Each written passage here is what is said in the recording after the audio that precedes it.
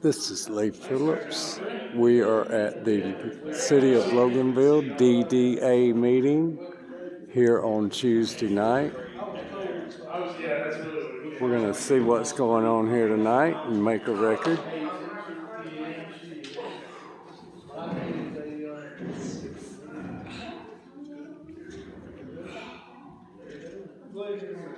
Somebody doing something. Hey there, how are you? Yeah. Okay. Are we expecting to skip tonight? I'm here. I was leaving here. She was asking. I hate it. They go like what it is.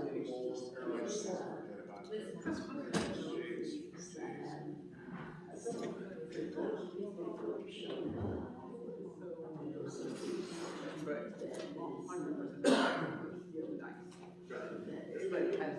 anymore.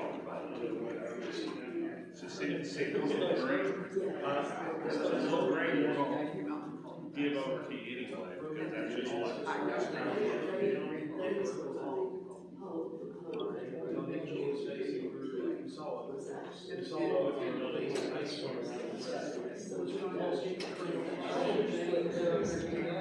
this Italian city, houses for $10. I'm happy with the change, but I sure would be happy with that dollar.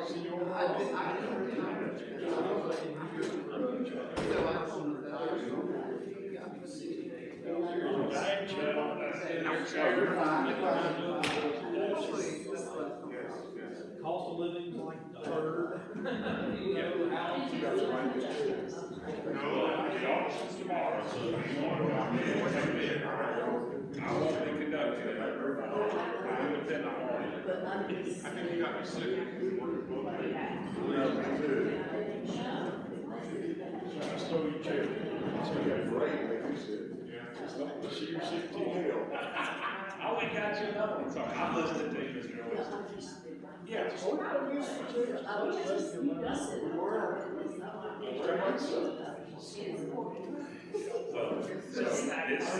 This is A, C, D, and E are all big consultants.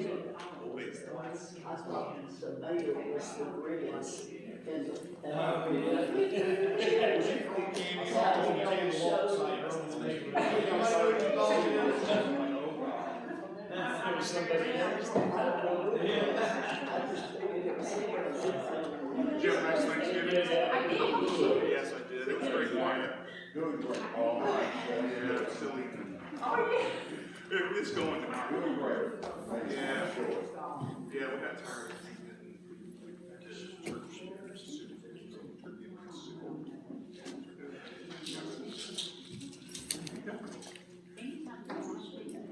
Yeah. I think you're my way. Can you and Jamie look on with that? I've got Jamie's chocolate right here when we start away. Okay.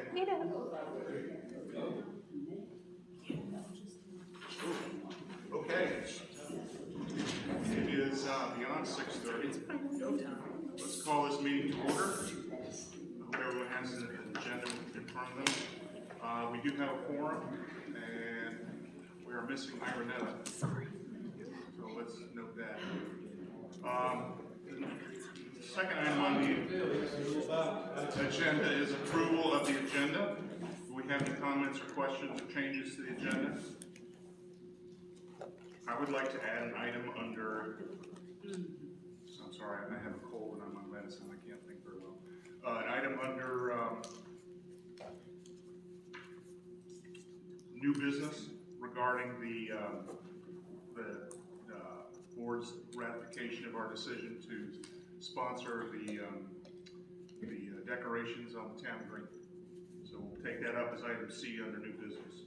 And Dana, please, I need one for asking the DDA to take up another challenge.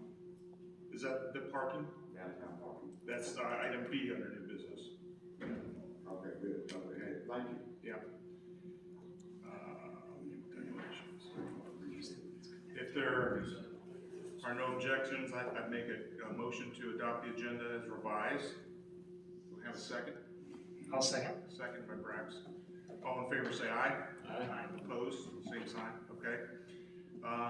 Braxton has sent minutes to you, and if there's no objection, we won't need to have those read into the record. If you have any questions or comments, we'll certainly discuss those now. Move to approve We have a motion to approve. What was the date of minutes that meeting? as presented.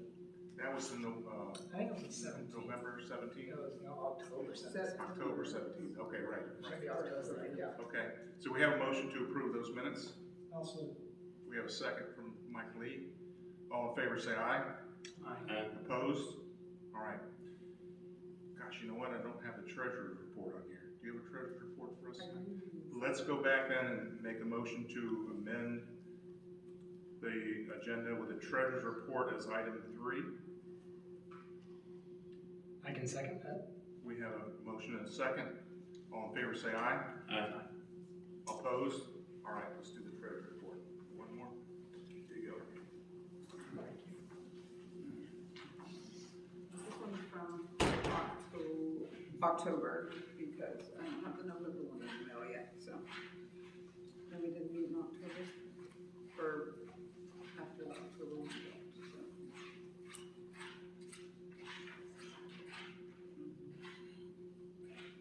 Nothing really to say. Okay. We still have an unclear check from Universal Concepts, which is the one you emailed me about today, so I called that guy's number, or his number, I don't know who it was, and left him a message saying I could pay a check by phone if they called, and none of the ASWAP hardware is that cleared yet either, but they've stopped calling, so I don't know if they have them, and just haven't cashed them. Well, that's a good thing. That's what we'll look for. Yeah, and then we have a check out to Jamie and a check out to you, and that's it. Okay. Any questions or comments on the treasurer's report? We have, I guess, just for your record, total funds available of $32,905.48. Universal Concepts was one. $75. That was the banners in the trash can, right? Yeah. Yes. Okay. Balance off for all checks clear will be $24,125.17. There are no objections. We will accept the treasurer report into the record. I don't think we need to vote on it. Okay. So then, new business. You all have seen Brax's resignation letter as secretary to the board. Brax, you want to say anything about that, or I think it speaks for itself? No, you're good. I put in there, I just feel like I'm not the best person for the position, and with my job and with my volunteer in the community, someone else can definitely do it better than I can, so I'm just resigning as secretary, keeping track of that stuff. I'm not resigning from the board, I'm just letting someone else do it that's better than me. Appreciate that part. Yep. Okay, so then we need to have an election to the office of secretary. Mr. Chairman, Yes. move to accept that resignation with our gratitude, with the board's gratitude. All right, we have a motion. Do we have a second? Can I second my own? Do we have a second from Jamie Toler? Dana, I don't think your mic is on. Oh, I'm sorry, I turned it off when Tara was speaking. Can you hear me now? Yes, thank you. Thank you. So we have a motion and a second to accept the resignation of Brax Roberts as secretary, with our thanks to him for his work. Okay, all in favor say aye. Opposed, same sign. Okay, so then we need to have an election to the office of secretary. Are there any motions from the floor for secretary? Michael Lee would be really good at that. We have a motion to nominate Michael Lee for secretary. I'll second that. We have a second. Any further discussion? No? Nope. All in favor say aye. Aye. Opposed, same sign. Okay, very good. Thank you, Brax. Thank you, Mike. Thanks, guys. Minutes? Oh, no, the agenda. Oh, the agenda? No, I don't. I'm sorry, we'll share. Okay, so the next item is downtown public parking. Its last council meeting, the council, I don't know if there was a vote or whether it was a consensus to ask the Downtown Development Authority to take a look at downtown public parking, its availability, and the ability of our citizens to find public parking. I think Skip has handed out a package that shows public parking available in downtown. Skip, you want to elucidate a little bit more on this and tell us what our mission is, our goal? Well, we do have some people who complain when we have events, that they can't find enough parking. We would prefer, as you guys look at this, to not direct them to parking on grass, although we'll never stop them, but we don't want to direct them that way. Just want to use the public parking spaces to the best advantage. We would like to see something that is a little bit more explanatory to the citizens about what's available if this is full. And if you notice, the first one is on Pecan Street. I don't know if anybody very much even knows that's very good parking. About 60 spaces behind the grass. So that'd be the first one. Then the second one is the main parking behind all the businesses on Main. And I know, Skip, you got your mic on? I will have. Good point. You ready? Okay. Second one is the parking spaces behind the stores. And we probably need to name these, or number these lots. Name them, number, whatever y'all decide to do. And then the third one is over at the health center. And then we move all the way down to City Hall and the 3 areas by City Hall that are also public parking. And they just wanted something to try to explain to people what all's right. The one that he didn't give me a picture of is the one over by the track. Is that the one over by the track? I guess that's it. It is. Okay, the last one by the track. Yeah, okay. And when the council was talking about it, we just would like to have a little bit more directional help for people that are not all the ways downtown. And whatever signs. Now, I did not get the impression from the council that they wanted you to have the signs made, nor that they particularly interested in you having them put up. I think what they wanted is a concept from you guys, and the city would have them made, and the city would put them up. But we just like to have some ideas from folks in the public, as you all are. We talking about to direct to where the parking is? Yeah. Does the city have their own little app or website that they would have, where you could just touch something on the app and it would go into Google Maps to show you where the different parking places is, where you can say parking, push it, and it'll. I don't think so. That's a good idea. I don't think so. Everybody now is using all the apps, obviously. I don't believe we've got anything like that, to my knowledge. You know, like when I go to a Braves game, you know, you go on the app, push that, it'll bring up parking, you push this right here, it'll give you step-by-step directions to get there. There's probably a way Good point. to get those put in. But a lot of people don't feel like we have enough parking. Oh. The fact of the matter is, if you count all the parking places, we have very ample parking for downtown, even with some new stores that come in downtown. And everybody tells us, we hear, not everybody, but most people say they want a walkable downtown. But then we hear they don't want to walk. So it's a little bit of a two-edged sword. For example, sometimes when we're having an event going on and they want to get to the store on Main Street and all that parking in that parking lot's taken, like a car show, whatever it might be, there's ample parking over at the health department. It's just right across the street. But that doesn't work out. Who's complaining? I don't know how we'll ever fix that, huh? Who's complaining? Well, a couple of the merchants downtown. Pinup Salon has complained they couldn't get their people to the door, and I said, oh my gosh, you got all that parking across the street. I think the gym, young lady complains quite often. It's mainly on, from what I know, sorry, I don't mean to interrupt you, it's mainly on Sundays. Because you have all those churches, I believe from what I've seen, I know she's posted 1 or 2 times on Sunday, just because me and you share that back parking lot too. It's mainly on Sunday when they have the churches and the salons open up. I don't know if she does classes on Sunday. I will say, I think the biggest issue, a lot of people, most of the parking is right here. And to a lot of people, I'm young, but from here to my shop is a shop. Like that's a walk. I mean, I'm not gonna lie to you. Like, and a lot of people, I bet more, if you count more than half of them are right here.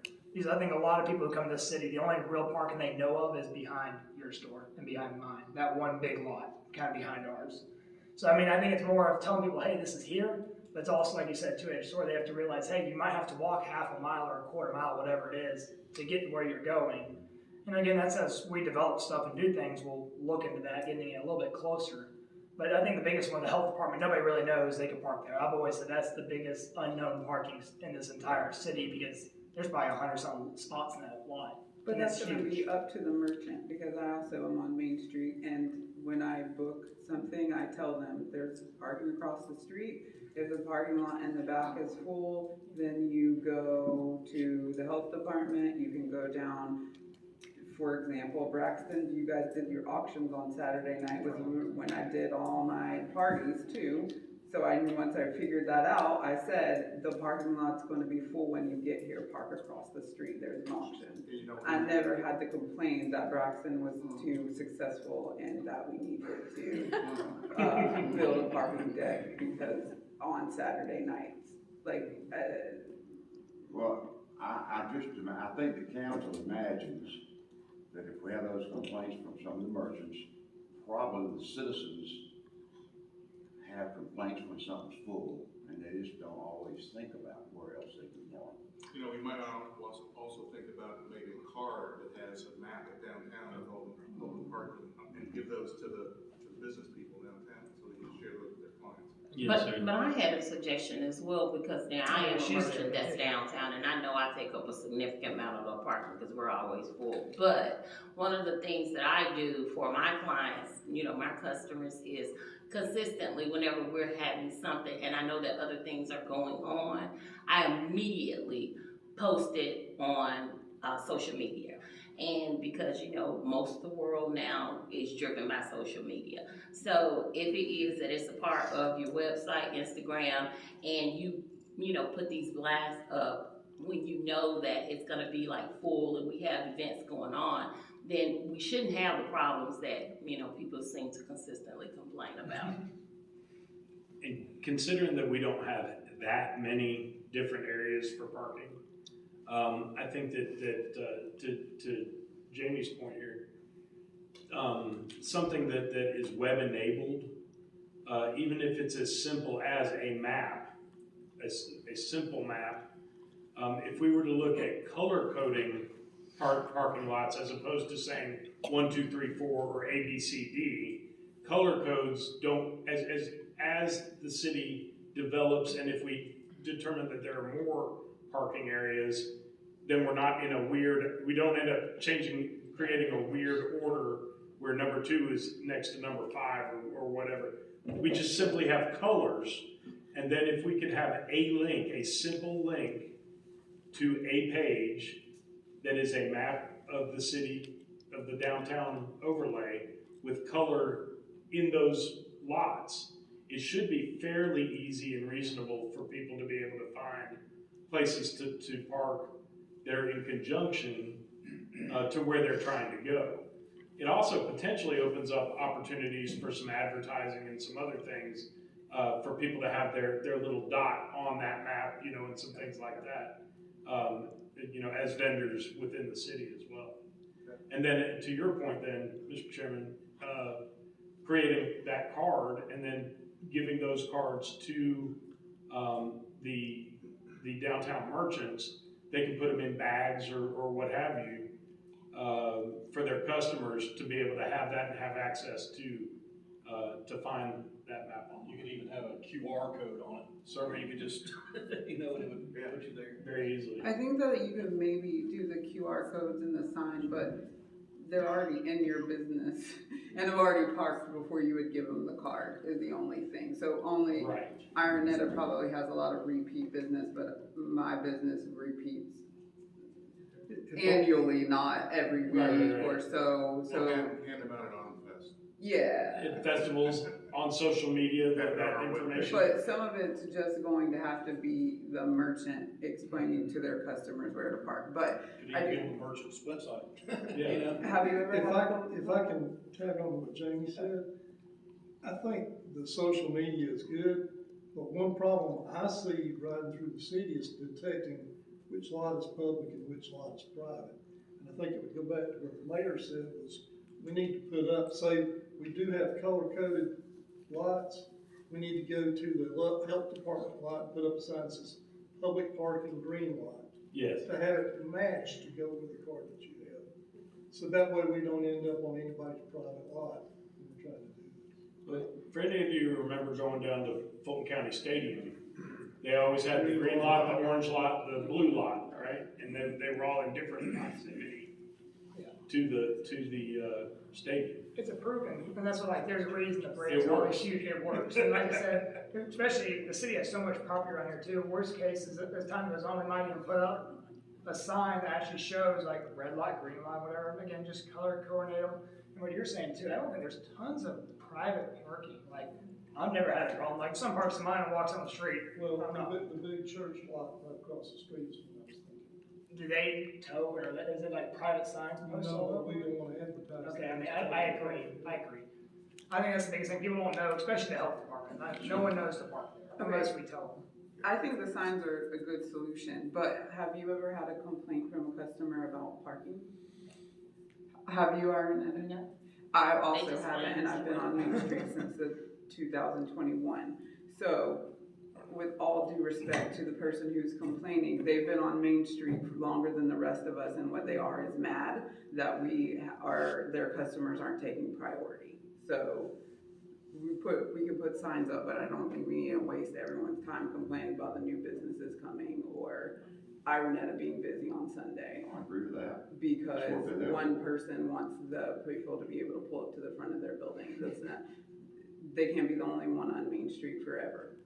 And I'm sure everyone here knows I've already had this argument, so I was planning to have this conversation anyway. But if that person wants to talk about it, she needs to come here and talk about it, because this is silly. I've never had a customer complain about parking. Well, but I can also see an advantage for people, for example, when Rack said, don't, the walk from City Hall lot is a walk, and he's right. For shopping, that's absolutely right. But for the Autumn Fest, a lot of people park down there because they runs the whole way, so. And we aren't so busy. Irenetta's restaurant is not so busy. People are having to park down here. I have parties on Sunday days too. They might have to park at the health department, but we ain't parking at City Hall and walking to Main Street on a Sunday for 2 hours too, because that particular business, but both of them are not open until 2 o'clock. So is there a consensus that we want to take this on and make some recommendations to the city council about ways to make public parking more available or easier to find for folks? I think we all kind of agree, yeah, like, if we're gonna do anything, it's just, hey, color coordinate the lots, but Yeah. besides that, Because you're looking at 3 major business owners, and we've never had a problem We with don't. people complaining about. But when everything opens, when tacos and beers open, Yeah, we when might. Game on Main, we get it might be a Yeah, conversation, but for 2 hours on a Sunday, we're wasting a city council meeting and now a DDA meeting, whatever time was spent to talk about this, seems like that person should have showed up if they wanted to talk about it, to both meetings. Or come and talk to Brax, myself, or Ironetta, or Jamie, who are all downtown if they wanted us to do something different. But taking all of this time of all of these people, because she wants everyone to be able to get their shakes within 30 seconds, I'm not interested. Not a bit. And I really appreciate, Ironetta, the amount of people you have brought downtown, because I get customers stopping from that all the time. So I am very angry that that conversation was ever had, because that's what we wanted on Main Street. That's exactly right, we want it walkable. And I don't care if I tell my customers that they have to park at Monroe downtown and walk. If I'm getting that much business, then I will make accommodations and shuttle them over before I down another business on Main Street. So incorporating Tara's points, I'd like to move that we just create maybe even just a 2-person task force to come up with bullet points that we can email to the rest of this group to just get a thumbs up, thumbs down, or any input. and then present those to council as potentials.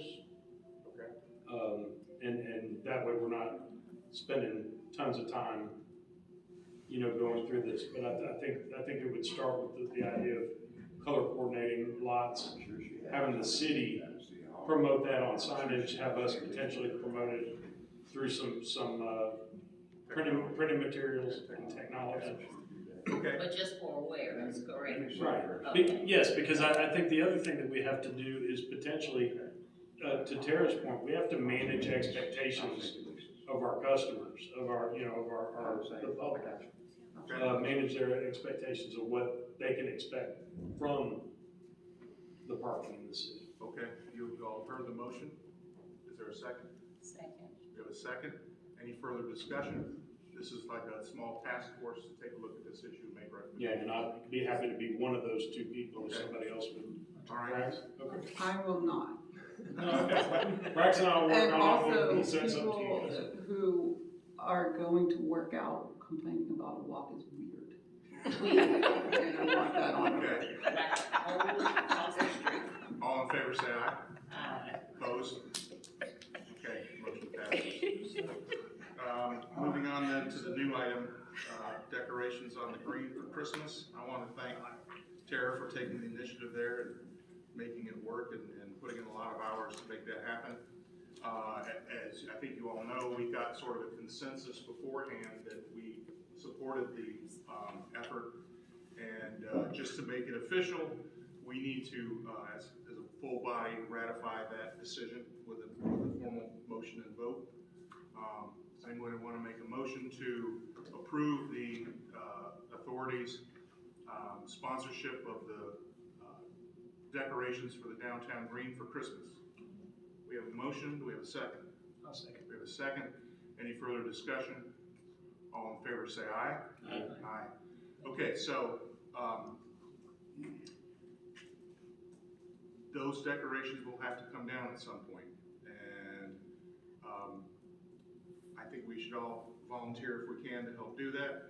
And we also have to talk about or think about the disposition of those materials. I think it would be a good idea to donate those to the city for future patriotic events.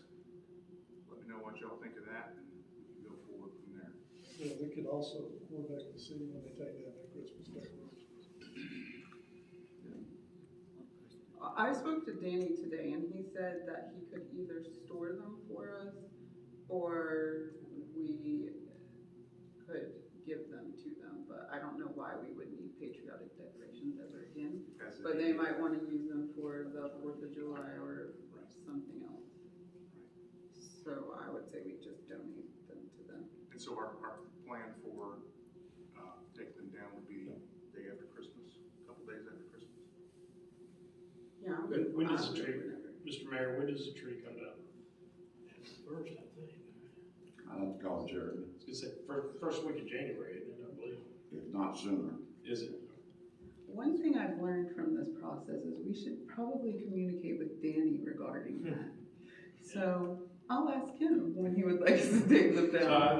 Okay, that's a good idea. I don't know if we need a motion, but I would suggest that we just be flexible to whatever the city's needs and desires are. I think we might need to agree on how they're disposed of or what the final disposition of them is. We want to keep them and store them. We want to give them to the city. We want to ask the city to store them. Not a big deal. No, I say give them to the city if they want to use them again, they can. Storage is not an issue. And I dare say if we ever did. I feel like they would let us have them back. They'll probably let us use them. Is that a motion, Tara? And that really did help the look of the town green parade, being a patriotic parade, very good. Thank you. From talking with Danny today, he said he would like us to maybe get involved on these things in the future, so I don't know that it would matter who has physical, if we're gonna continue to be a part, the DDA is gonna continue to be a part of doing it. Okay. For the 4th of July. I guess that's So, not DDA property anyway, so we probably can do whatever in the end this makes sense. All right, so we don't need a vote on that. Okay, very good. So moving on to old business then, the DDA work plan. I've got copies of it if y'all want copies of that. And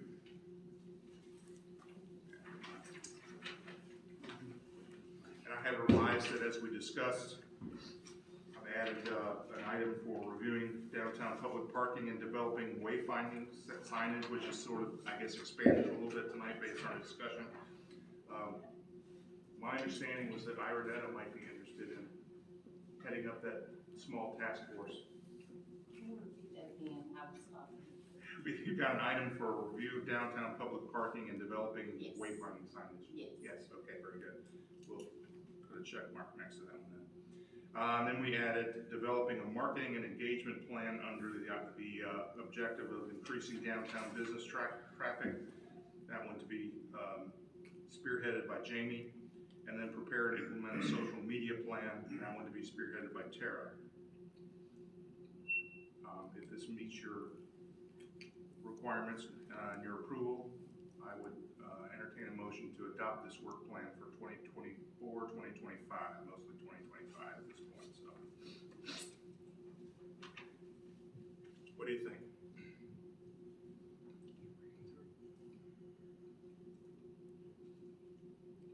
Move to adopt. We have a motion to adopt the work plan as amended. I'll second. We have a second. Any further discussion? Okay, all in favor say aye. Aye. Opposed, same sign. Okay, very good. Then we'll move on to the DDA website. Jamie, you got anything to report on that? Yeah. I've had one conversation with Kyle and yeah, I think he is aware at this point that what we need to do is take the information data that's on our existing site and just basically move it, including images and some of those things, onto the city's site. I have been delinquent in following up on that a little bit, so I apologize, but I will do that too, sweet. All right, we will keep it on the agenda then for a report in January. Okay, and going to what I've been currently calling the 254 Main Street project. This project actually consists of two pieces of two parcels of property.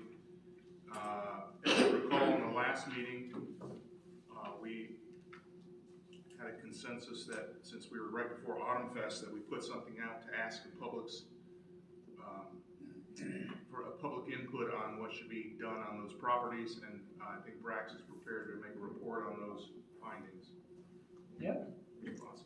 So we put a sign up right outside of 254 for the Autumn Fest, and it was kind of just a fun project, more just to get free advertisement and a way for people to see, really get some of the public's opinion of what they wanted to go there.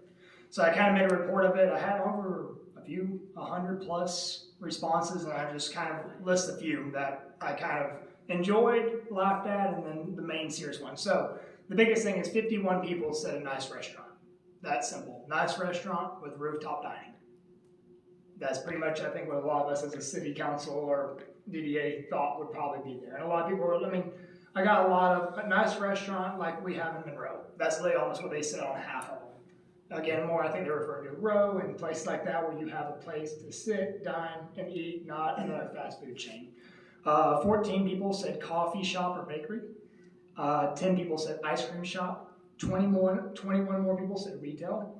And then I got a few that I laughed at, but also some of them are serious. So parking was written 5 times, like that one. Not apartments was on there. Anything but another church was written 5 different times.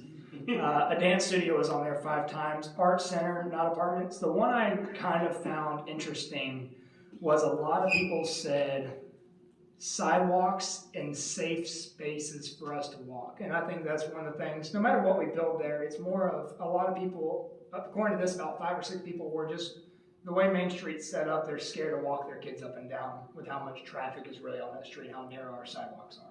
That was just one of the things. They're like, just somewhere that is safe for the kids to walk and play and things like that. As you said, arcade, kids' fun places was listed 5 or 6 different times. Cigar lounge was one.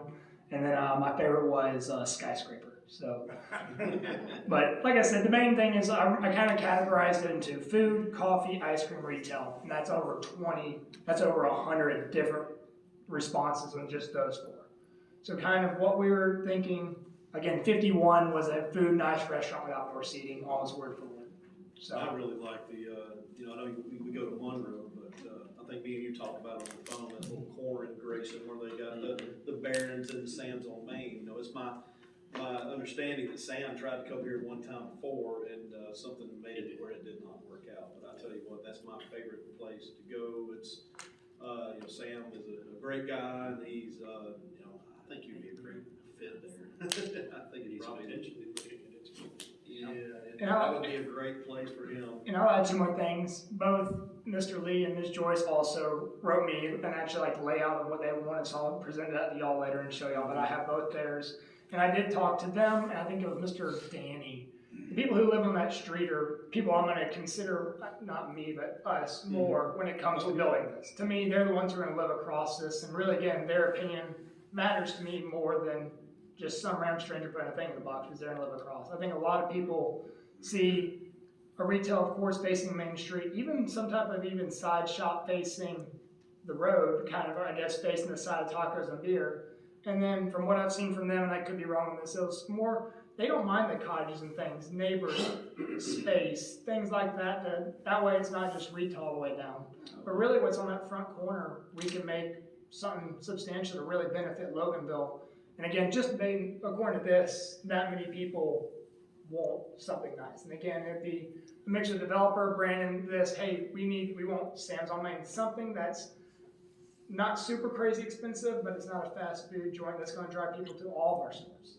And I feel like it's a very easy task. And I think with the right building built, someone will want to come there and very easily. And again, I was even thinking, because I know with y'all's property there, you can even do some type of rooftop, 2-story the rooftop, where they have full privacy too, where you almost have a sidewall for tacos and beer where they overlook the town green. I mean, you could easily do a rooftop where they don't see anything behind them or the people's house or anything. Almost have the bar in the top back facing y'all's house with a rooftop overlooking the green. It'd be beautiful. So you could easily do a rooftop without having any issues privacy-wise for them, because you're facing Wayne Hurst building and downtown to the church and never have to see the backside of it. So just a thought from what I've kind of gathered from that data, but that was just me presenting what I saw. Any further questions or comments about that? Oh, that's pretty good, got 100 comments in a day. Yeah. People care. People care, Yeah. for sure. So I sent y'all a document. We had a pretty good conversation last time about whether we need a professional planner to come in and really put together a vision for that property, or whether we can just put out an RFP to sell the property to a builder. And I wanted to go through that with you to make sure that we all hear what the status is as far as zoning and the possibilities for that property, and then ask some questions about where we want to go and what we think is necessary. I want to state that it's currently my opinion, it remains my opinion, that we need a public planner to come in and put together a more concrete vision for that property. But as I've stated before, I will go in whatever the direction of the majority of the board is. So if you'll indulge me to go through this, then we can have a discussion about it. There's 3 copies there, and there are 3 copies there. So I looked at zoning ordinances for that property, and there are 2 types of zoning for that property. There's one that's the traditional zoning of R22 or R100 or RM6 or whatever it might be. But there's also a Main Street overlay zoning that applies to all the properties within the downtown district.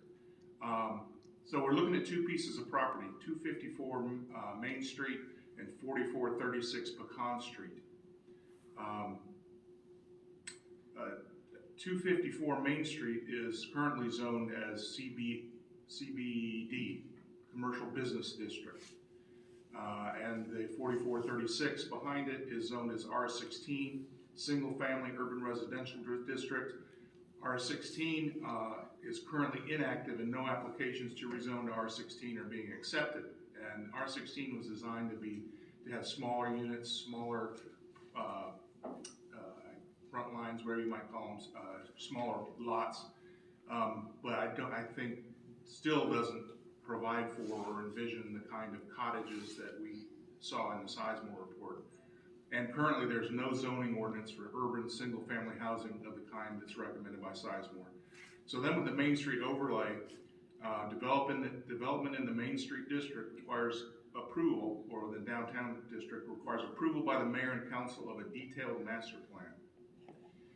That plan includes design guidelines that address overall architectural character illustrated through typical building elevations, public plazas, open spaces and buffer areas, relationship to adjacent properties, as Brax was pointing out, pedestrian pathways and sidewalks, construction materials and color themes, coordinated signage and graphics, streetscapes including street trees and furniture such as benches and light standards, and parking area and landscaping. Main Street overlay includes, among other things, the following standards. Minimum height. All buildings are to be 2 stories or 25 feet, except that freestanding restaurants may be 1 story.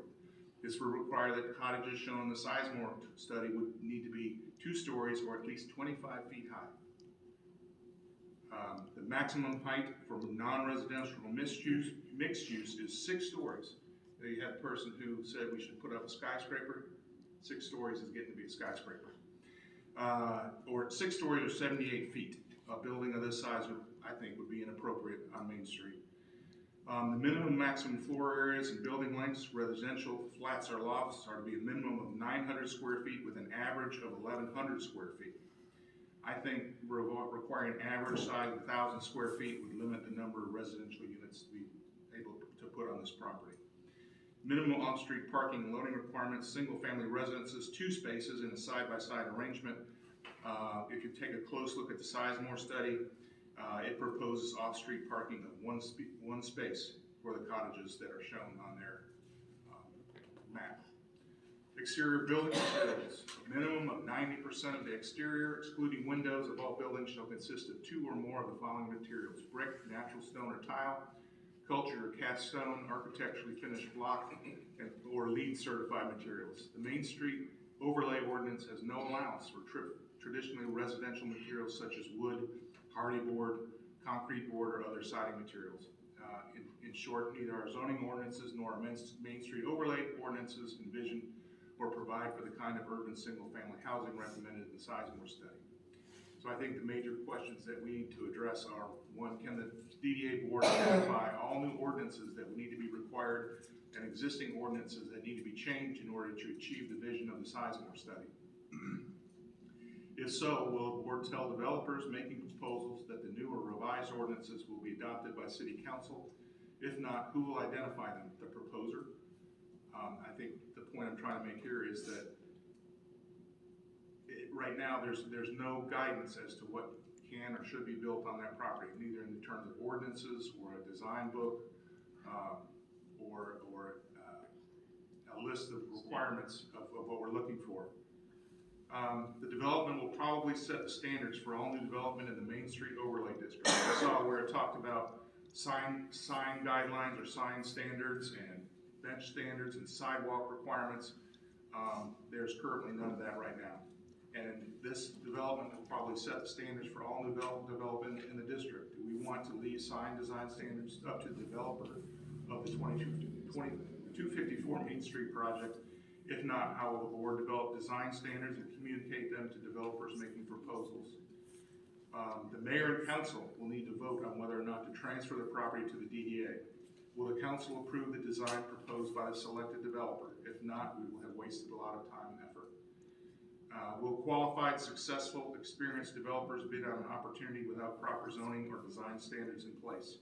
And lastly, in its last council meeting, the City Council approved spending $14,925 for a master plan for redevelopment of the Toddler Park at the intersection of C.S. Floyd and Pecan Street. Should the DDA move forward with such a large project as 254 Main Street without a master plan?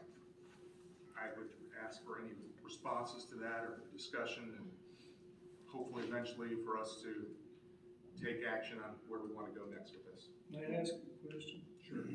We have kind of an expert sitting over here. Can we ask him for his Sure. recommendations on where to go? I don't know about an expert, but I've lost all my hair through the process enough so that I can at least testify to the experience. Yeah, so I'll be happy to give you any insight and background on where I've been. One thing I just want to highlight from what I heard Braxton say, it's really important. I'm a huge believer in downtown revitalization, infill redevelopment, and historic preservation. And so the words that I wrote down that Braxton said was, with the right building built, I think we can get the right people in there. And so what you'll hear the new urbanists say, of whom I purport to be an advocate, is that it's the form of the building that makes the difference. It's not the use, right? So you said, what do you want to see here? What do you want to see here? And you got 100 different lists, and they were all uses, which are great, phenomenal, all good infill downtown uses. But when you go further, you say, well, what attracts you to that place? What they're going to tell you is it's the form. And then I don't know where all of y'all's businesses are located, but then if we go further, we say, well, let's look at the businesses in downtown that are either there or that are coming. And you see that they're all centered around a particular form. They're centered around what we all know is sort of an old downtown form, right? Street, the front-loaded buildings to the street with the walkable sidewalk in front of it, maybe some on-street parking in front of it, maybe not. And as time goes on, the use within the building changes, but essentially the form stays the same.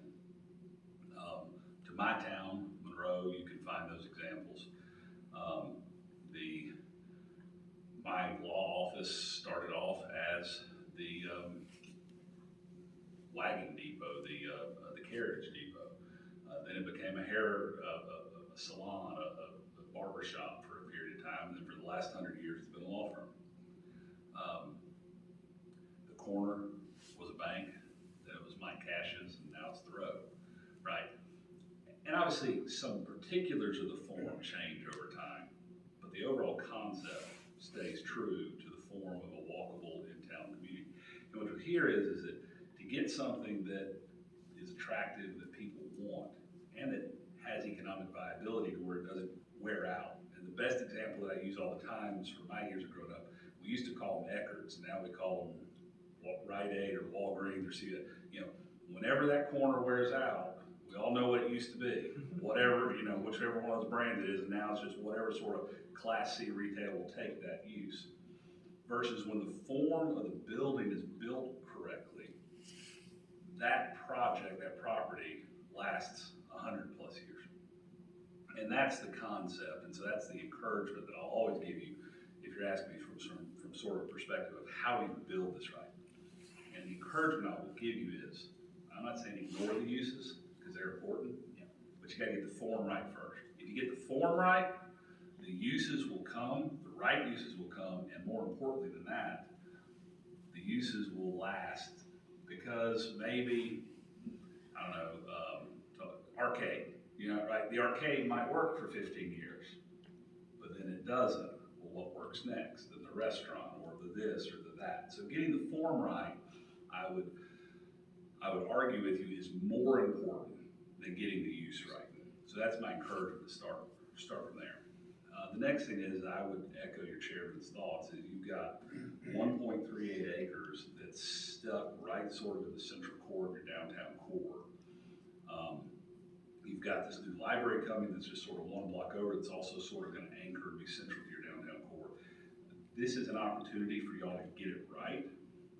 And the example that we use very often in sort of infill development and in making sure that we get developers that do things right is if you get that first project out of the ground correct, done well, done right by somebody who cares, that isn't just slapping it up and moving on down the road.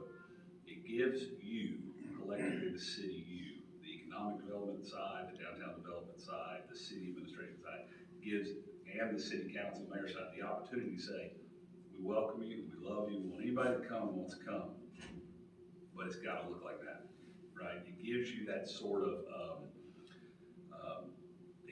exemplary to say, this is how it needs to be. And then the biggest thing that I would say going to this, and what your chairman has said is that I've been doing this for 24 years, and there's a whole lot that I do not know. And there's a whole lot of professional guys out there and gals that do phenomenal work, that know more than we could all know sort of in a lifetime.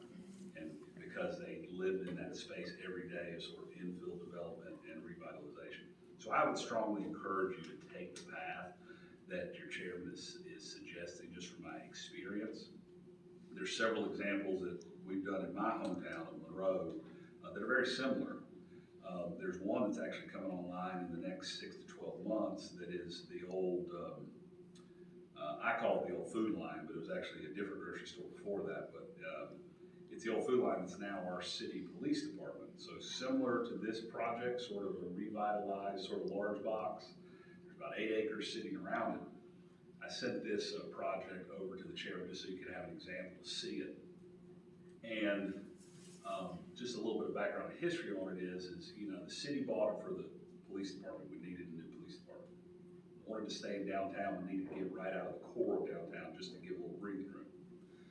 Got a lot of acreage with it, I think 8.5 acres. So after the police department got settled, we said, all right, what are we gonna do with the rest of it?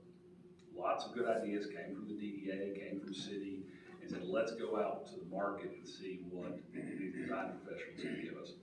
And they did a bid, they did a process, I think 7 different design professionals bid on it, and then they got a great plan, a phenomenal plan. And what I really liked about it is then they sent it out sort of for bid, and a lot of what I'll call your track developers, based upon the plan that was presented, they're like, yeah, we're not interested. And that's not always a bad thing, that your track developers aren't interested. But there was some local interest from some high quality developers. And what was really amazing about that process, which is still ongoing, so it's not finalized, is that local team then took the concept plan that was developed by the design professional who did that one. Lord Atkins Sargent, LAS is what they're known as.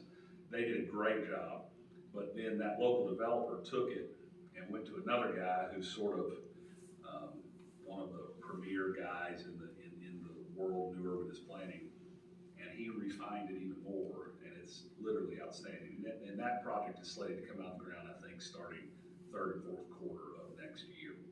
So going out to those professionals who sort of do it every single day, and letting them help you dream it up, I think is really important. And it's really important because this is sort of your base foundation for this infill revitalization project. Is like, we're gonna get this one right. And if we cast the vision right, then it gives us the ability to attract not only the right builder developer to do the project, because this isn't something the city can do, it's something the DDA can do. It's gotta be the right builder developer, but then it also helps attract the right occupants. And the really encouraging thing that I tell you off of sort of what you heard about what we want, you develop that right, 75% of those uses can go on that one site, right? I mean, this doesn't have to be either or, it can be a both and. The restaurant can anchor, the arcade or the ice cream shop can be on the corner, or a couple of retail slips. I know this is a bad word around here, but loft apartments can be above. I've had to have that conversation a lot here in Loganville because, it's not because I live in Monroe, although I do live in Monroe and I love it. But everybody's like, we want to be like Monroe, we want to be like Monroe. I hear that all the time. Well, just one important thing to tell y'all, which I say here is, guess what downtown Monroe has? A ton of apartments, right? So if y'all like Monroe, just know that Monroe has a lot of apartments. And apartments provide housing options for folks at different socioeconomic levels too. So with all that being said, it's a great piece of dirt. I also do developing too. It's a great piece of dirt. It could be a really fun project for the right developer. But what's the dream? What's the vision? What's the right idea? I can't tell you. I could go out there and spend a few hours, come up with some ideas. But my suggestion is to go out to the world of the people who do it day in, day out, sort of know how to dream up the right vision, cast it, and and come back with a plan. And this would be just, because I know that there's a lot of reference back to the Sizemore plan, which came online right when I was coming on as board as city attorney. Sizemore plan's got a lot of great ideas, but that's still a master plan, sort of 30,000 foot view for just downtown core, overall. What you're talking about is getting a vision plan with what I call rendering boards for this 1.38 acres only. That includes limited uses. These are the uses that would be permitted and not permitted. These are the heights that would be permitted, and some of that may be within the confines of your Main Street overlay, or some of it may be, hey, we need to, variances on these to get this just right. Because it's not a tight site. I know a lot of people are gonna say it's a small site, you can't get on it. That's a big piece of dirt with a lot of road frontage. You can do a lot with it. I mean, you really can do a lot with it. A developer can have fun with it, that does it right, that infills it correctly, that will fix the walkability, right? Y'all have the ability to control, if you send it back to the mayor and council and get the deal put together right, where you're like, okay, we've cast this vision, we've got this design professional in here, and they've given us this phenomenal plan, and we're gonna ask the mayor and council, now let us go out and market it to developers, but there's requirements on it. Like, one of the best of this, those developers have to put in the streetscape improvements, meaning all those sidewalks y'all want, all those park benches you want, all that decorative street lighting along Pecan, and I guess there's already some on Main, but that infill of some of that street infrastructure that's missing, that can be one of your conditions in your RFPs, RFQs out to the developers. Say, hey, you wanna come build this cool thing? We've got some economic incentive packages that we can help you with, but you gotta build it right. And you can get down into that granular detail with the park benches and bicycle racks and all that sort of stuff. Yeah, lighting and all that. So, I'll be happy to answer any questions, but this isn't uncommon. It's done regularly. But normally, the starting point is a little mini charrette with a master plan deliverable from a design professional. And you would go out to the market first with those design professionals with an RFP, RFQ, asking for proposals. You're gonna get those proposals back. They're gonna have a price tag attached to them. There's gonna have to be money to be spent. That's a conversation for y'all to have between you and your mayor and council about what resources are available to do that also. And just to follow up, as far as the ordinance zoning right now, that's not something that we as a DDA would have to, as long as say a design professional comes in and says, and I understand what you're saying about the type of building and all that. If they come in, then all that can be approved once the bid's awarded to them. Absolutely. In other words, we don't want to start changing ordinances yet until we know what goes in there. Yeah, and more importantly than that, I would encourage y'all, don't get hung up on the ordinances. Yeah. This is a little known secret amongst the Georgia law that not a lot of people know about or even like to hear. I'm not advocating this, but it's the city's dirt. The city doesn't even have to be subject to its own dirt, to its own zoning ordinance. Now, we would probably do some sort of Main Street overlay zoning classification to it, or a PUD type zoning ordinance where you basically custom zone the parcel that says it is zoned to do this, and it cannot change. You can't change it to be, I don't know, I can't think of a great example today. It's been a long day, but you can't change any element of it without coming back to the mayor and council. That's the sort of carrot and stick, sort of encouragement is the way these economic infill projects work, is to say, we've dreamed up the great idea, we've got an amazing master plan, we've already zoned it, you don't even have to go to zoning, it's already zoned to build this, but you have to build exactly this. You can't, the easiest example, you can't change it from brick to vinyl siding, or, cheapen it, or whatever the particular, or add a drive-through, right? I heard a lot, we don't want drive-through restaurants, but it's not allowed. And so that's the beauty, you package the whole puppy together, and it becomes an economic development incentive package to that developer, where he's like, wait a minute, I don't have to go through the zoning process. I don't have to wonder how many people are against it or for it. Y'all have already said this is what we want, and we invite you here. That incentivizes good developers to do it the right way.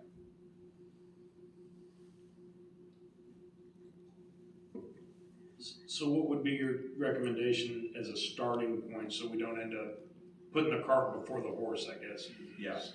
I mean, Would it be design standards, or would it be, where would the starting? My recommendation would be for y'all to develop and put out an RFP, RFQ. I sent one example to Dana. I know that he found some other examples. Would be to put out an RFP, RFQ to the design professional world, receive those proposals, consider them, and then select one as your top choice. And then once you know sort of what the financial component is, y'all gotta have a conversation with where that funding comes from, and then address that. And then as time goes on, once you get past those initial hurdles, because Dana had asked me this, I talked to Danny about it, and Mayor and I mentioned is then eventually there ends up being an IGA, an intergovernmental agreement between the DDA and the city council for y'all to sort of do those, the contract with that design professional, deal with the zoning, and then ultimately help with marketing the parcel to those end developers. Well, I wasn't at the last meeting, excuse me for that, but what would be the estimated cost of that study? We got a certain budget, and so I know that it would be a great thing to get all this taken care of, but if you're talking about spending 90% of the DDA budget trying to come up with this proposal, I'd love to drive a Bugatti, but if I if I don't have $1 million, I ain't gonna be able to do it. They'll come back with that when they offer this response back to a PPA. Yeah, I mean, they'll give you what their costs would be. Is there any, from what you've seen? Yeah, my gut would be the cheapest you'd find would be 10 grand, and the most that you'd find would be 25 grand. I would estimate this one to probably be around a $15,000 kind of project, just guessing. It might come in lower than that, but I doubt it. Which that would be a significant amount of the budget. That's the only thing that I would really be worried about. Jamie, I think we would take the product of the proposals and say, this is the one that we like the best, we'd like to accept, and go to the city council and say, if we're serious about this, we'd like you to fund it. Yeah. So it's not up to us for the money we spend on the budget. We Possibly bring it to not. the council and they tell us. Potentially. That's a We have to decision we present make. it to them and ask them for the money. I have a question though. Were you involved in Monroe when they started, like ground floor? I have been there since 2001. I was country when country was cool. I moved to downtown Monroe in 2001. So when they started in Monroe, did they have the kind of opposition or the kind of, I don't know what better word for it, drama that we have here about stuff? Because I guess my point is, I was the one who in the last meeting put a stop to it, because obviously we're hearing from all sorts of citizens that we're spending too much money on this stuff. The very next city council meeting, they approved $15,000 to be spent on a toddler park that's like the size of my garage. So obviously the problem is not spending the money, it's who's deciding to spend the money. And I think for the DDA, we just need to know how to communicate, if you have any, how to let them know that like, hey, we're not experts. Because I listened to everyone who was complaining like, y'all just waste all this money, blah, blah, blah. Okay, I'll put a stop to it. So at the thing, I'm the one, Braxton and I are the ones who slowed it down and said, can we do this for free? Can we do it ourselves? Jana took quite a beating for arguing what now seems to be right, because city council did approve, and I didn't watch the meeting, so I don't know how it happened, but $15,000 in like the toddler park is so small. I don't know if you've seen it.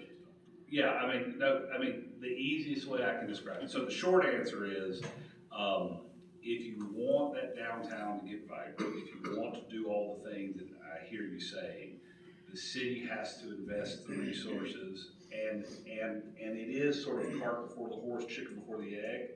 And what you'll hear from, and don't take my word for it, I've introduced Dana to some of the downtown, revitalization folks at the state level at GMA, and they can speak to it further. What you'll hear is that the cities and the DDAs have to take some of the lead and work on a lot of these things out of budget, out of resources, to get, these are my words, right, to kind of get it up on plane and to get it going. And so to answer your question, as a private citizen, not as a city attorney, myself and probably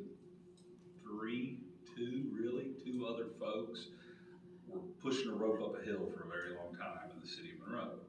And the city was also helping push those things. And then it gets on plane, and then all of a sudden, wait a minute, it's happening without the city doing it, without the 2 or 3 or 4 sort of heavy duty people just going at it day in and day out. Because then all of a sudden I was like, wait a minute, I can do this, I can do this.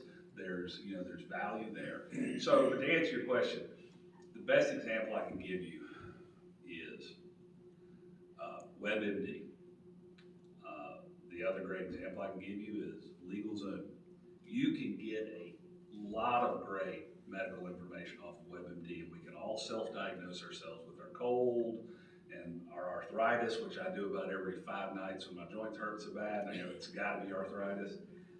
But you cannot replace the value of the trained and learned professional who has spent the time, the education, and most importantly, the years of experience to know what's the right way to do it. We all can come up with great ideas. And those design professionals, what they do is they garner and get a lot of input from the local community, kind of like you did, which is a great way of getting info and data. But then they have that experience that they put behind it. So can y'all do it on your own? Absolutely. Is there a big chance of them getting the diagnosis wrong after spending all that money? Well, I mean, there's always a chance. I can't guarantee, 100%. Well, not a guarantee, Yeah. but I'm just, is it just, throwing money at something, just crossing our fingers at something that we're gonna get out of it what it is? I mean, is there a risk? I would say, sure, there's always a risk. But I will tell you this, somebody's got to lead the charge.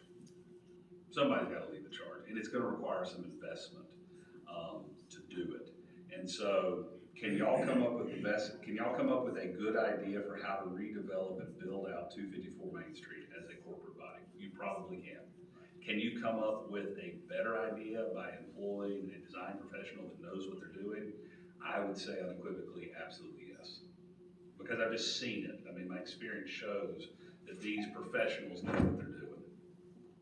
I was just going to say, first off, thank you, because me and Tara were both on the same, from what I'm hearing now and understanding more. Again, we were so new to this, I've never done this, so thank you first for being here and explaining this more to us. Thank you, Dave, for preparing this too. And I think we'll keep talking more through it. I like more hearing now this from him, from somebody who's done it. I'm assuming most developments downtown Monroe and stuff like that. Can you tell me a percentage of how many usually do something like this first? Is it like 90% or is it? Oh, yeah, I mean, absolutely. So, let me see if I can give you some examples. McGarity Ford is about to become a brewery. That building went through a little mini design shred with the private investor builder, okay? The Milner Aycock building is owned by the city. It used to be, 12 years ago, it used to be retail slips. It used to be a department store where my mother-in-law used to buy her shoes at every year when she got a new pair of shoes every year. But then it became, Walton County Board of Commissioners made it an annex where court was held for many years. And then when they built the big courthouse out on Hammond, the city took it back and made it the police department and the municipal court for 15 years. When that came off and made the move, the city put out requests for proposals, and now you've got a boot store going in the front. I think they're still talking about a mini boutique hotel in the back, and then just offices underneath in the basement, which is real hard space usage. So when private individuals are taking even their money and doing this, even though in a way it's more of, let's say me and my building, I think I know what's best right there, but those people are spending their money doing this because they believe that they will have a better idea to, in a way, generate more money for themselves and the city. So. Yeah. A great example that I'll give you that has a little bit of public element to it, but was primarily private, which is a client of mine, and I helped him on the project, and the mayor and council member's compatriot, Greg Thompson, is John's Supermarket. So John's Supermarket is a great example, and I'll give you sort of the history of that just because I know it, because I lived it with my client. John's Supermarket started off in 1964 in the building that is no longer there. It was loaded, front loaded to the street, and it was classic, in-town grocery store. And then in the 90s or 2000s. In the 2000s, before the crash, they built an expansion. They set it back off of the road, right? Sort of in new urbanist planning, they went the wrong direction. They loaded the front parking and they set it back off the road. Then they outgrew that, and out of that, that private individual used some of the Carl Vinson Institute services and the downtown, I'm not going to get it right, but it's basically a subsidized service from either GMA or Georgia City's foundation, I can't remember, where some design professionals come in and basically for a discounted price, because it's kind of subsidized a little bit, did some design concept work for what ultimately became the John Supermarket that you know now. It's front loaded, it has 6 lofts on up top. It tore down the old original building because it had some structural issues, but it kept the existing sort of improper form 2007 building to the back, and it has won untold number of awards at GMA and Downtown City and Facade. So that's a great example of one where they use some of public resources and private, and then they basically had a great concept plan, and they took it to the architects, and the architects drew it from there. There's several others. The what we call the Napa houses. So right next to what is now Will Henry's, used to be Napa. That was a design project that came out of more private based, but the city provided some effort saying, hey, we want some rear loaded alley houses. We'll work with you on zoning. Can we get that? Those houses come out of the ground and they've been wildly successful. And those are great models for the city of Monroe now. Says, hey, if you want to do in-town housing, it's got to look like what we call the Napa house. It's got to look like those 4.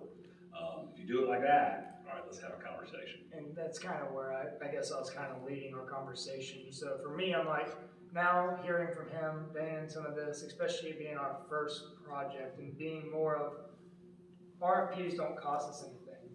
We do it right. We get in a way, this will be the cornerstone of what Main Street will be. Again, if the cottages are built right, then we don't have to do it again. Hey, no, we want what's right back there. If you want to build that, that's fine. They have to be exactly similar to that.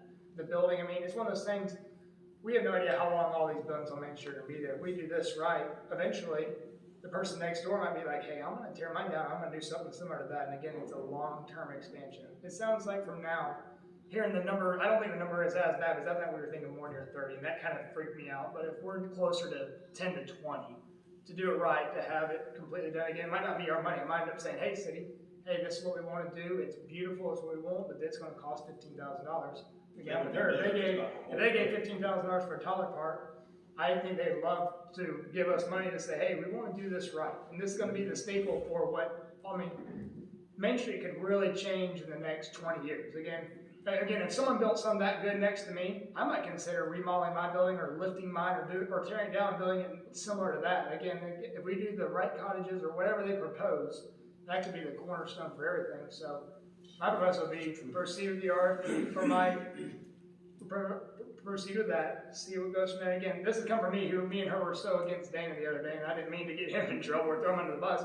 We just didn't know how much money and what this was going to cost. But now hearing from a professional and now seeing almost every process goes through this before we start, it makes a lot of sense to at least consider RFPs, and then from there we could really discuss more from there.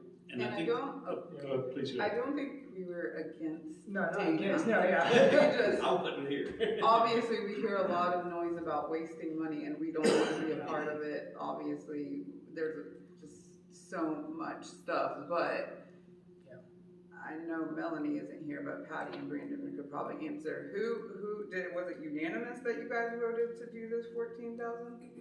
Every single council person agreed to it. Let me just explain that a little bit. It's going to be something that involves, and Patty could do the same thing. It's going to involve equipment for disabled kids, and none of us know anything about that. Well, I think that's my point. None of us know anything about building a Main Street restaurant with 7 cottages that are 25 feet or whatever. Let them tell you what's available. We don't know what's available. I already know, Brandon. You were for hiring an expert for this. Were you for hiring an expert for this? Okay. being totally redone. It's not, I mean, you need an expert. It's No, I'm being- talking about the Main Street one, not Oh, the I thought park. you were talking about the toddler park, so I'm sorry, I'm totally. Yeah, I understand why you're doing it for the Tyler Park, but when the discussion of hiring someone to do this for 254 Main, you were for that too? No, because I didn't understand it. I'm not sure I still I'm trying to figure out why we can't do the size more. I'm a little confused, and as far as studies, Paul, let me ask you, are council members supposed to speak during the DDA meetings? I think it's up to the. That's up to that chairman. Is it okay? Because I was also confused about that. But anyway, if you don't mind me speaking, I'll be glad to speak. There have been probably at this point several $100,000 spent on a study or a design or a this or that or the other. So that's why you hear so many complaints about that. Rightly so, I might add, because nothing was ever done with any of those studies. So that's why this one's gonna give you problems, because you're walking in on the tail end of what happened before you. That's always a precarious position to be in. Okay, from what I understand though, and I'm not trying to put you on the spot at all, but I do think that for our sake, we wanna have transparency of why we're making the decisions, because we don't wanna continue to get beat up over this stuff. The Sizemore was not a Yeah, it was a global view, not a zoomed in, it needs to be this tall, this ordinance. It was just a, here's a good idea, Yes. right? So we can't use that, because And that's what we said the first time, just Let me use the ask size this of question to her, or maybe to Paul or to Dana. Will the design you're going to pay for, or design work, I'm gonna call it that for lack of a better terminology, will it have the specifics? Like you'll have to do a porch this size and a Yeah, sidewalk width. Yes. Materials to be used, standard design elements for lighting and signs. And am I right? The people who do those, then they go into our city code. We're not have to tell them. They do all that detailed work, and they know exactly what they are and are allowed to do. And they will ask for amendments and Yeah, stuff. they're not gonna do it based on what your city code allows, they're gonna do it based on what that site calls for. You're gonna end up with a product, what I'd say is better than what your zoning ordinance allows for. I think what we're talking about here is, and Patty, I agree with you that, you know, the Sizemore is out there, and I've looked at it, and basically for that lot, it shows basically, you want a building similar to on Main Street to what's been there, or what looks like Main Street, and I agree with it. But none of us on this panel can sit down and write a document, put out a request for proposal, saying, this is what we need, this, and this. What we're asking for, and tell me if I'm wrong in understanding it, is we want a company to come in and basically give us a quote, what they'll do is study, write that proposal so that we can put a proposal out to bid for our developer to come in and actually do that. Well, Yeah, that's right. I think that opens an important question though, is, I believe Monroe had DDA at full-time staff. A lot of DDAs do, we do not. So either this planner will write the bulk of the technical proposal or technical requirements for the RFP, or we will have to write it. So I don't know whether that would be included in the estimated 10 to 25,000, or You put that in when you request. whether you ask it. What you need. It will need to be under our circumstances. I mean, let's cut to the chase of this. There's not a lot of people on board that you do it. So, which is why I sent you some of the examples. And for this first one, I'm not committing myself to every RFP, RFQ for the future. But myself and my staff, I don't think that you can get somebody to write your RFP, RFQ right now. You're talking about hiring somebody for grant writing, RFP, RFQ writing. Y'all need to do that. That's just a whole nother cost that y'all don't need to do. We'll help you get the first RFP, RFQ out of the ground, stood up, advertised, so that you get those proposals. I've already sent Dana at least, I think maybe 10 design professional firms in the Southeast that bid on these things pretty regularly, and get it out there for you. And then what they're gonna give you is a detailed document. It's not CDs, it's not construction documents, you can't build by it. But it's a concept plan that has enough detail. It includes sidewalk widths, or building facade materials, or fenestration and impediment measurements, and those sort of things. That is going to give you a really good product that y'all are proud of, that the council's proud of in downtown, and the citizens are proud of. And then that's what you take and you take it out to bid.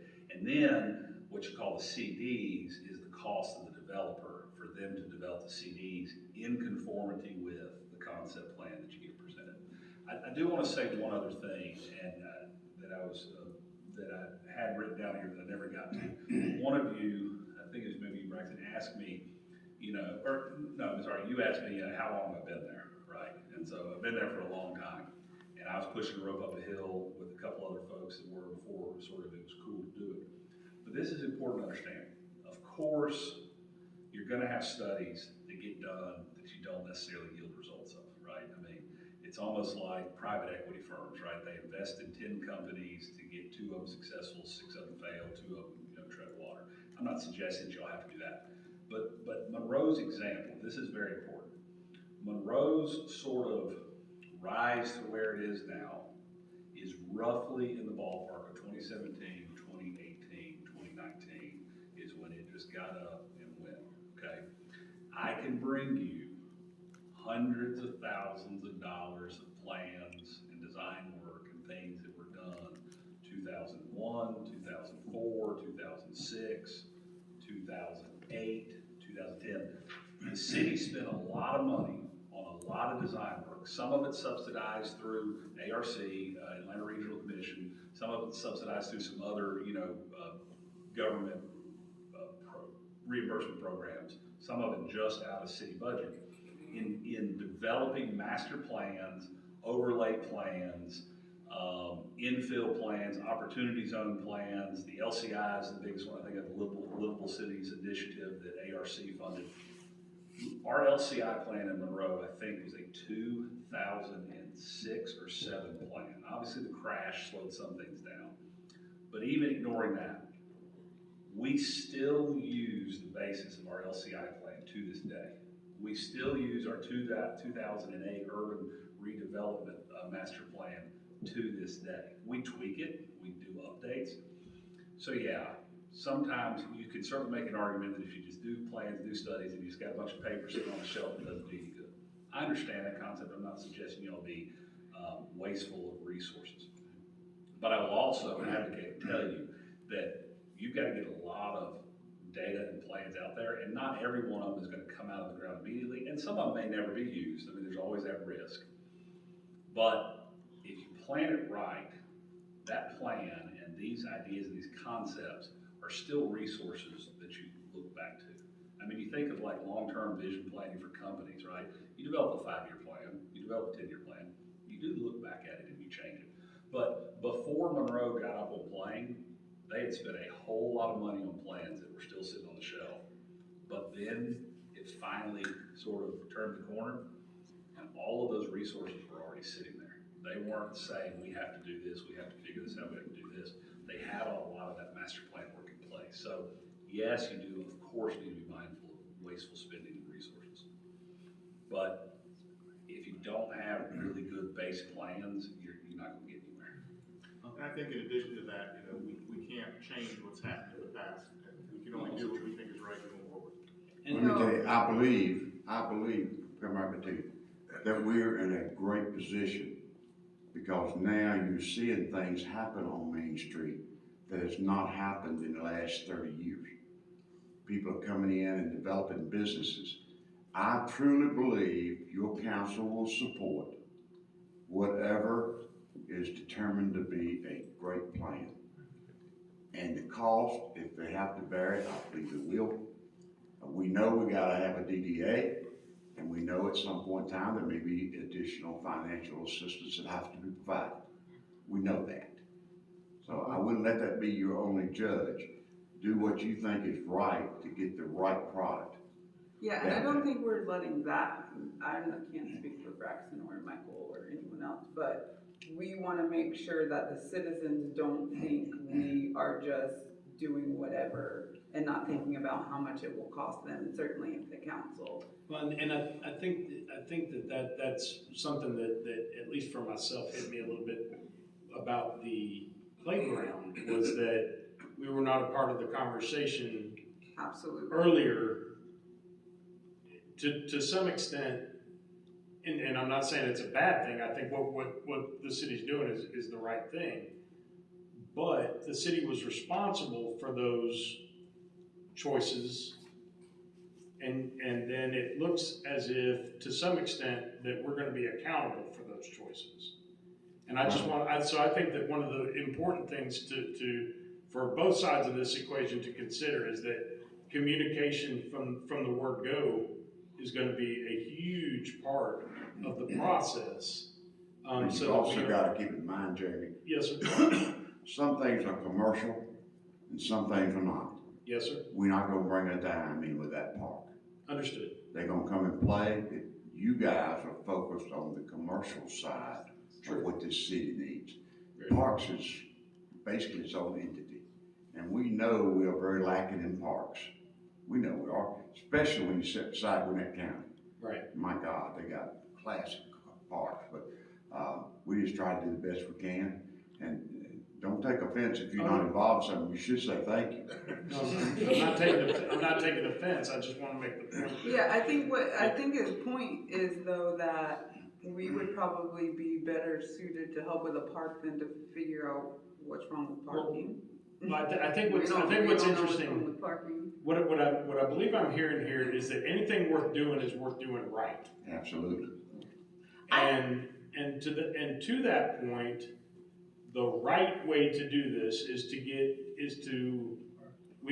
we're all subject matter experts in what we do for a living, right? Hopefully. If we're not, we need to find something else to do for a living. But as subject matter experts, we need to find the subject matter expert who knows this process.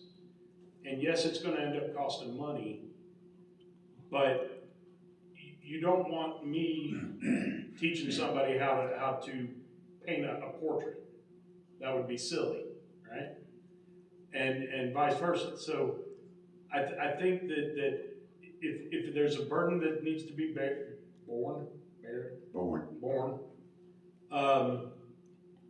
then we figure out how to do that, and apparently we are initiating that we got support from the council to make some of these things happen.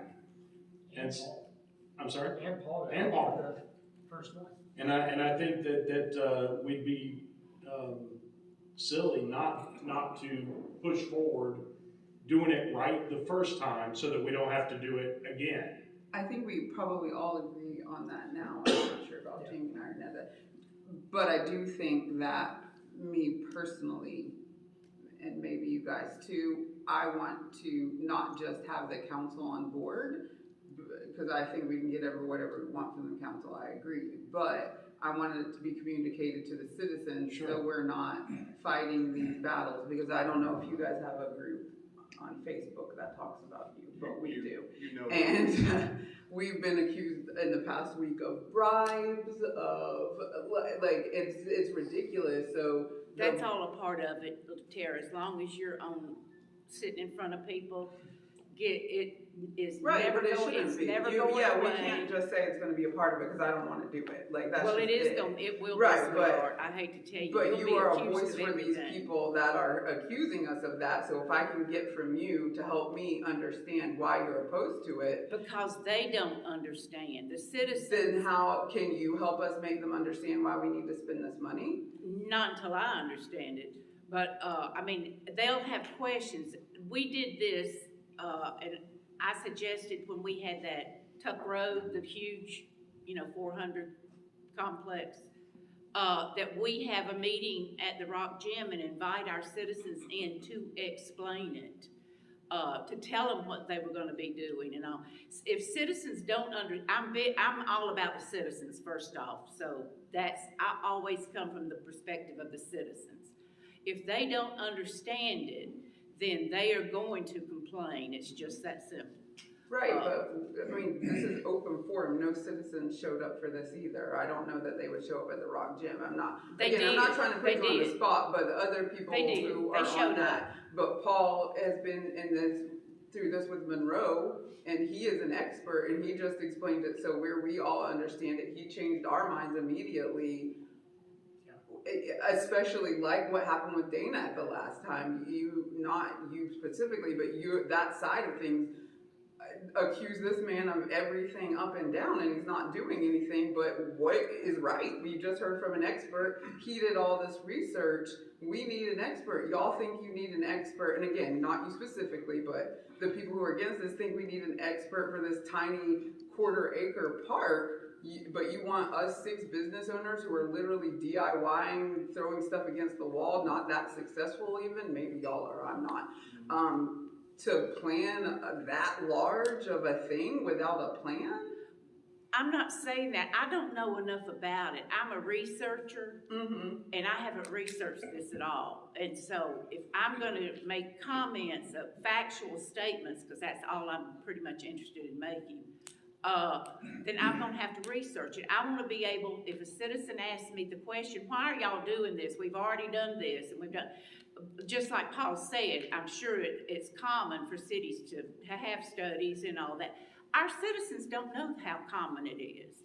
Everything we know, we always have to remember our citizens 99% of the time don't know. And they are more than willing, if they learn and have knowledge of what we're doing and why we're doing it, 99% of the time they're going to be on board. I think this was a very successful meeting, I think, for everybody, and Lee will post this later. And it's one of those things, to hear from him, to hear us. I mean, anybody who listens and watches this YouTube video will hear exactly what he told us. And again, that's why I've learned real quick, and I think all of us have, like, citizens are going to have concerns and things like that. But again, how many of those citizens are professional developers, and they're going to come in and tell us? We all have, like, if I don't know about something, I'm just going to say I don't know. I think this video will really help everybody understand. Again, like she said, it really turned a lot of our minds and says, okay, yeah, we're not pros. And again, I think that's what I love about Facebook, is everybody's a pro on everything. Maybe you should, I'm sorry, maybe you should promote this video on Facebook, because, you know, the more you promote things, the more the citizens will get involved. Well, and I think I may be wrong speaking on behalf of the council, but I think we would be more than willing to consider a public meeting on this. I would certainly commit to meeting with you to answer any questions you have and explain our thoughts, or my thoughts at least, on this. And am I right? Any citizens are welcome here, right? Like, they could easily be in this room. It's posted. Oh, yeah, sometimes. I just wanted to say one thing, just as a new business person here who came into a situation whereby which I had to take a large amount of risk, because I came into what looked like a dead town. And I had vision. And as a result, you know, I learned a long time ago, no guts, no glory. And if it is you're not willing to invest in anything, you don't get anything out. I think, you know, just with the city council meetings that I attended prior to my even, you know, being open on Main, what I'm hearing, and this is just my opinion, is that a lot of people are afraid of change because it's the way that things have been done for so long. And I am just here just to say, as someone who had to take a risk, that it was a great opportunity for me. I'm doing well, and moreover, it was, if I had $1 for every time someone has come into that restaurant and said, I am so glad you're here, you're just what we needed, we need more businesses like this, then, I mean, I would already be rich. But by the same token, I'm just saying, if it is that we're not open to, you know, progression, if we're not open to change, if we're not open to, you know, really making this town, you know, revitalized, you know, no one here that I can see is a spring chicken, and we're going to be gone. So what do we want to have left as a legacy for us, you know, for all of the hard work and labor that we've done prior, you know, because if it is that if we're not more open-minded, then we won't have anything, and once again, someone else will be driving through the town and it'll be dead again. And I've heard numerous times that we've talked about it and talked about it and talked about, you know, making some different changes and having something done here to rebuild this town, but it's just nothing but talk, talk, talk. And I'm just saying, I think that we're all smart enough And I think we're all resourceful enough that we can get it done this time. And so let's not just talk about it, let's be about it. That's just my opinion. You know, and I do think, you know, this is something that we probably do need to go ahead with, but just as important as that is just like you were saying, it needs to be understood, to the people that put it out there, you know, because, you know, I don't want to be on a board that's considered to waste money, and that's what it's going to look like to a lot of people if they don't understand, you know, the reasoning behind it. You know, is this a gamble? Yes. Is it a good gamble? Yes. Does it need to be done to, like you said, take the next step? Yeah. It needs to be done to take the next step, but it's also as important to put it out there to the people that's going to be scrutinizing the decision to do it. And explain the difference between, because Sizemore's in everybody's mind, that's fairly recent. It was $24,000. You raising your hand. Huh? Are you raising your hand? Okay. And explain why you can't use Sizemore and you need to go deeper. And, I mean, I just think it requires a little bit of explanation if you want your citizens to get on board.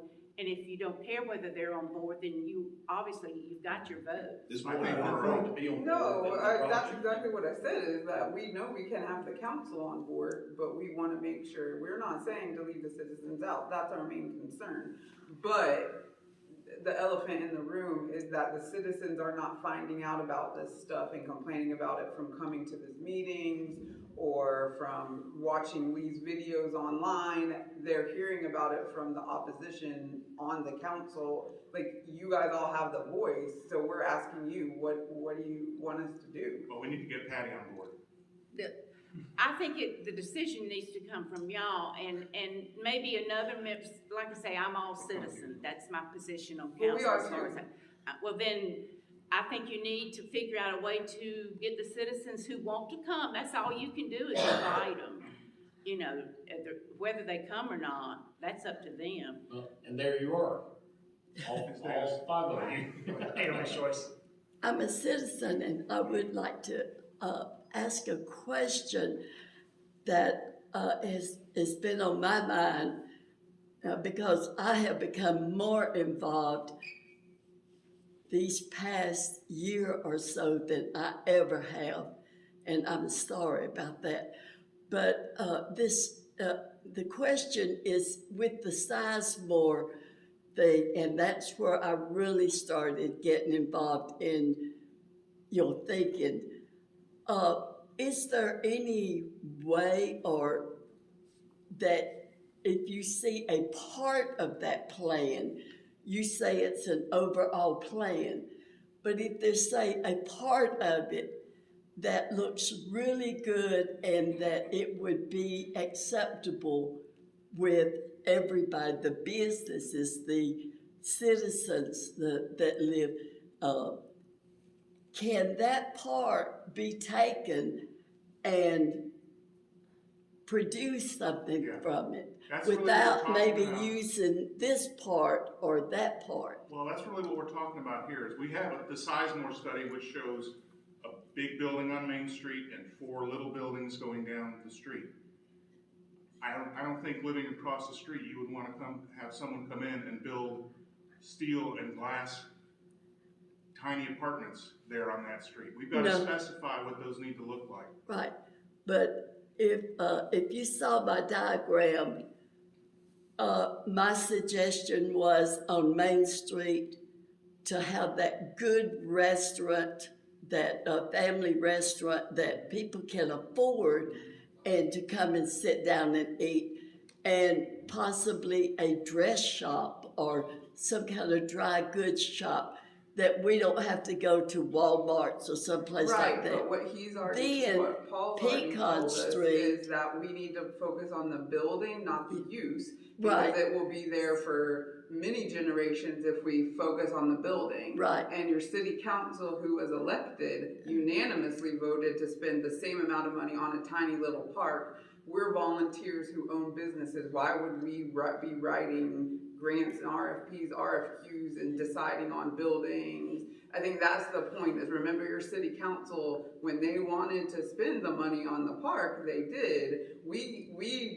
I don't feel comfortable making Yeah. any decision after they've made all these points. I don't want any part of it other than that looks good or not good, because I don't want to put the city at risk of wasting all that space because I have a good idea. You have a great idea. We all probably have a good idea, but the real thing is getting the right building there.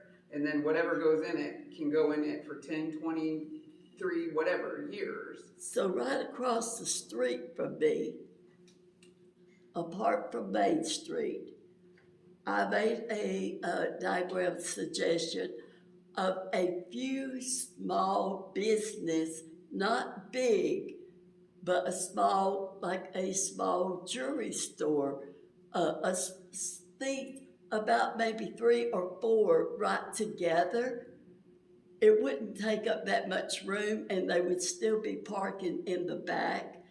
And then over on the other part of Pecan Street, I designed maybe 3, or if there was room, 4 cottages, like they originally, the Sizemore, something to keep some area residential, but then you get into the business. With those businesses on the side street, whether it's Pecan or some other street, you're gonna have more people coming in to shop and to utilize the restaurants that will be there, the tacos and beer, the toasty up and so forth, and the craft, and they would say, hey, this town has more than we thought. So I am not opposed, because our house is a historical site. I don't consider it so much residential because of what we're trying to give back to this town. So it would not hurt me if City Hall built a building across the street from me. I don't really care, but I think some small businesses that can kind of flow on around to Main Street to, these are the kind of things that I was wondering, why are we not doing something like this? We want to ask the experts. I don't think any of us in this room can really say I think where we're at right now is basically, Sizemore had a concept very similar to what you're saying. And we would like to see the buildings like you're describing there. But before we build anything, we gotta have a set of plans. And I think an RFQ for a company would give us that set of plans like an architect would, or call it an architect for what we want there. That's what we're trying to spend money on.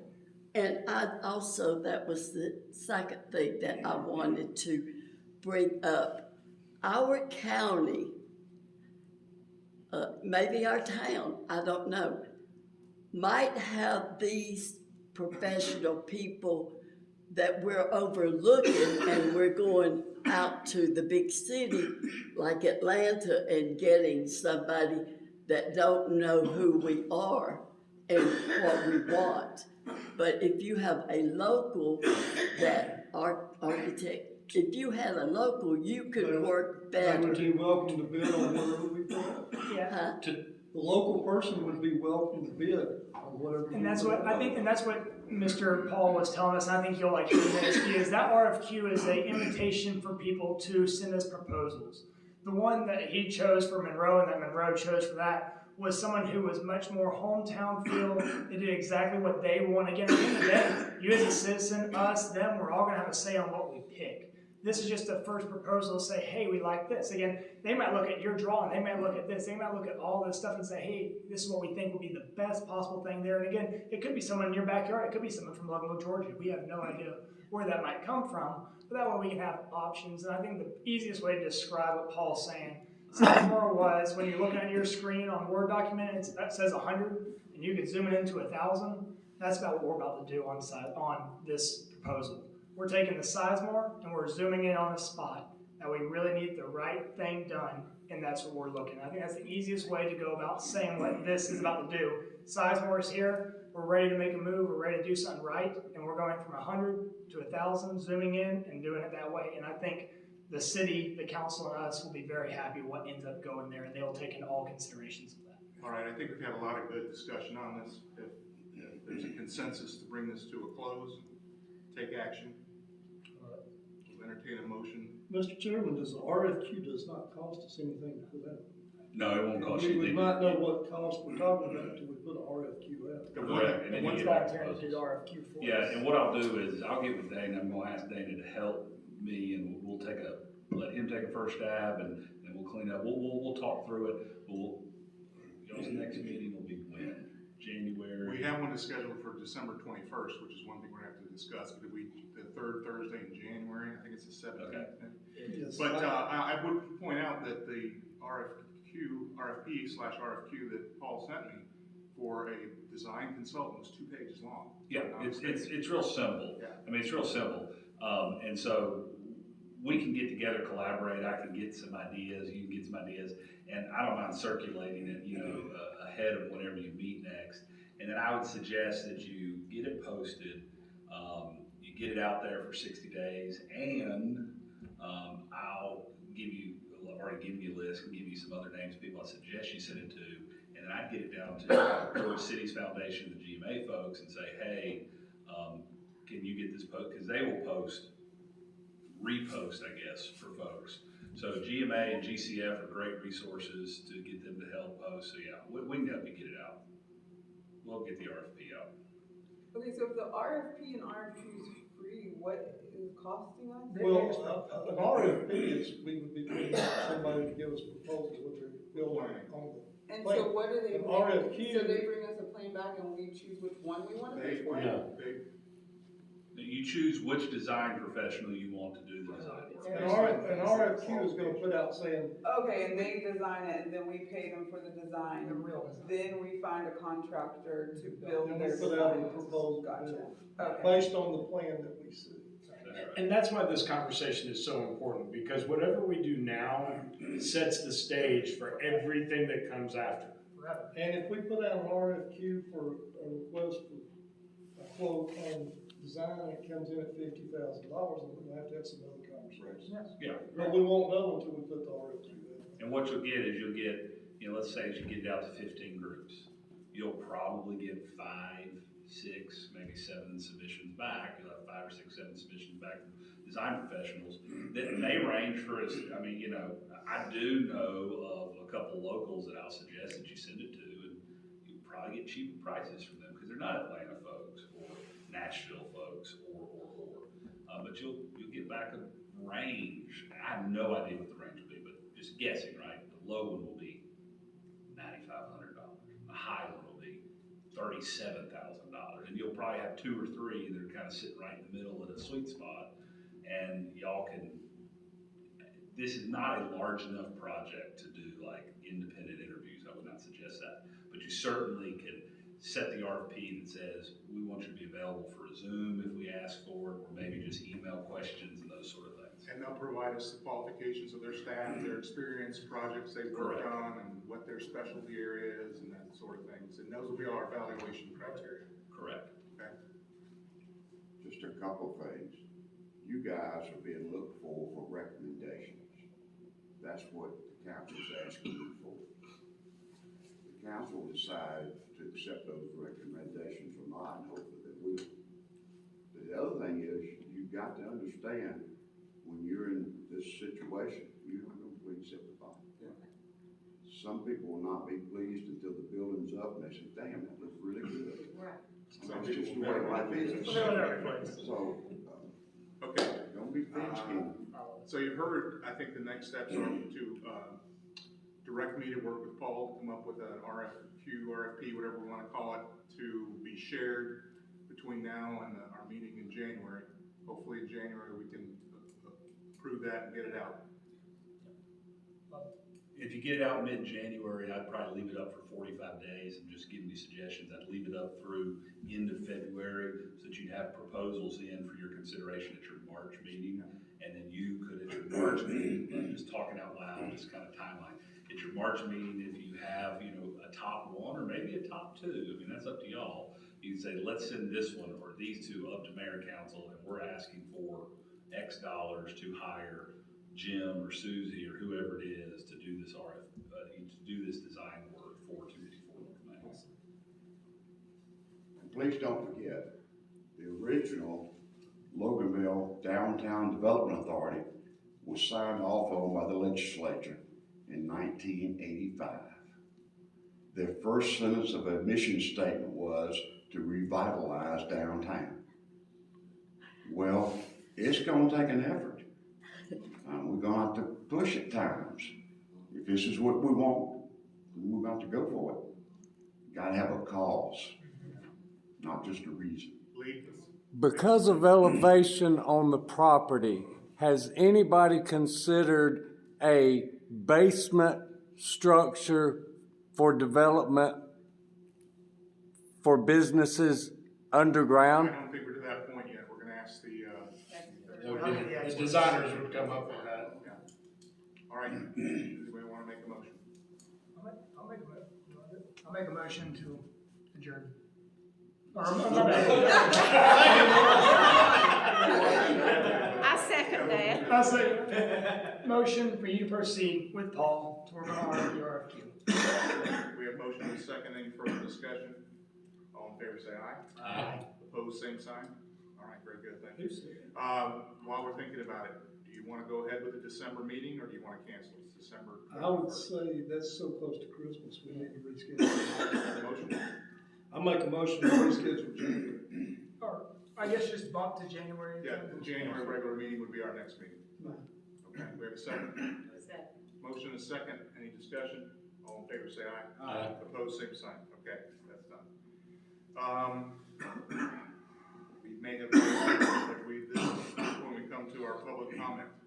We're gonna open the floor to individuals who may wanna make a comment, to this board on any subject.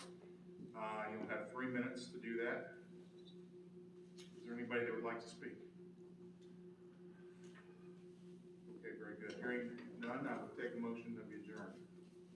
Motion to adjourn. I guess I was already on the table. I second You have a that. second? Second. All in favor, say aye. All right, very good, thank you. We are adjourned.